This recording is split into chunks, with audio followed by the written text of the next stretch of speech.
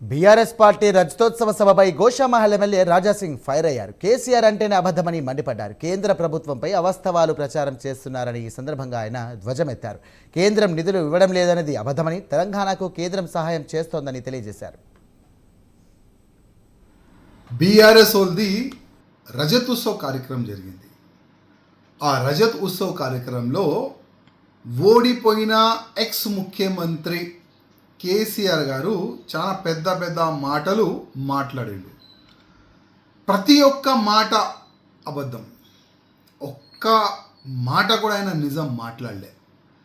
గతంలో కూడా అబద్ధం మాట్లాడి ఆయన పదవి తీసుకుండు, అంటే గవర్నమెంట్ ఫామ్ చేసిండు. ఇప్పుడు మళ్ళా ప్రజలకి మోసం చేసి మళ్ళా గవర్నమెంట్ ఫామ్ చేస్తాం నెక్స్ట్ అని ఆ విధంగా ఆయన డప్పు కొట్టిండు. డప్పు కొట్టుకుంటా మా కేంద్ర గవర్నమెంట్కి అయినా కామెంట్ చేసిండు. 12 రూపాయలు కూడా ఇయ్యలే. ఎక్స్ ముఖ్యమంత్రి గారు అప్పుడు ప్రధానమంత్రి గారు మన తెలంగాణకి వచ్చే సమయంలో మీరు మర్చిపోయినారు అనుకుంటా. ప్రధానమంత్రి మీరే మాకు దేవుడు, మీరే గొప్ప ప్రధానమంత్రి అని చాలా పెద్ద పెద్ద మాటలు మీరు ఆ సమయంలో మాట్లాడినారు కదా.